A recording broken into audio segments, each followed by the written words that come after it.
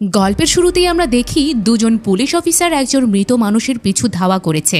ঘন্টার পর ঘন্টা ধাওয়া করার পর অবশেষে তারা তাকে ধরে ফেলে এবং সোনার টুকরোয় ভর্তি সুটকেসটি ফেরত দিতে বলে। কিন্তু লোকটা মোটেও সহযোগিতা করছিল না। সে পুরো দুনিয়ার কাছে নিজের আসল পরিচয় লুকিয়ে রাখতে রাখতে ক্লান্ত হয়ে পড়েছিল।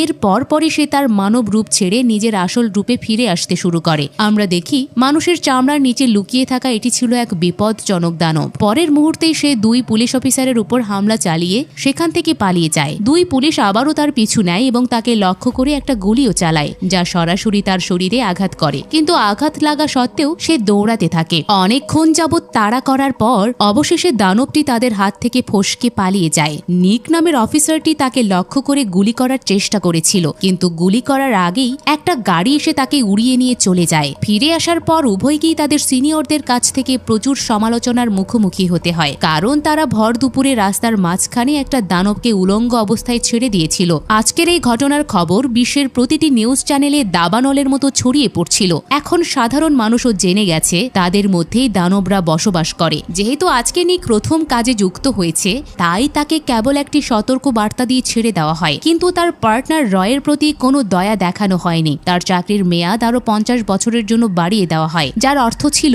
এখন আগামী 50 বছর এখানেই তার কাজ করতে হবে। এই বিভাগের বিশেষত্ব ছিল এখানে শুধুমাত্র সেই সব মানুষই কাজ করত যারা ইতিমধ্যেই মৃত, অর্থাৎ সেখানে উপস্থিত প্রতিটি ব্যক্তি বাস্তব জগতে মারা গিয়েছিল। নিকো মাত্র 3 দিন আগেই মারা গেছে। অন্যদিকে তার পার্টনার রয় মারা গিয়েছিল প্রায় 200 বছর আগে। মারা যাওয়ার আগে নিক একজন সৎ পুলিশ অফিসার ছিল। সবাই তার সাহসিকতা এবং সততার উদাহরণ দিত। লোকে বলতো এই পুরো বিভাগে নিকের মতো সৎ আর কেউ হতে পারে না। তার সততা তাকে একজন ভালো মানুষ বানিয়েছিল ঠিকই, কিন্তু এসব করে সে টাকা উপার্জন করতে পারছিল না। নিম্ন পদের অফিসাররা ঘুষ নিয়ে নিজেদের জন্য বিলাসবহুল বাড়ি বানিয়ে ফেলেছিল, কিন্তু নিক তখনও সেই একই ছোট বাড়িতেই বাস করছিল। নিকের ইচ্ছে ছিল জীবনে বড় কিছু করার, আর একদিন ঈশ্বর তার কথা শুনলেন। একদিন এক বড় ড্রাগ লর্ডের কারখানায় অভিযান চালানোর সময় সে এবং তার বন্ধু কেভিন সেখানে প্রচুর সোনা পড়ে থাকতে দেখে। পুলিশের রেকর্ডে সেই সোনার কোনো উল্লেখই ছিল না। এর অর্থ হলো তারা যদি এটি চুরিও করে তবে কেউই কিছু জানতে পারবে না। মনে হচ্ছিল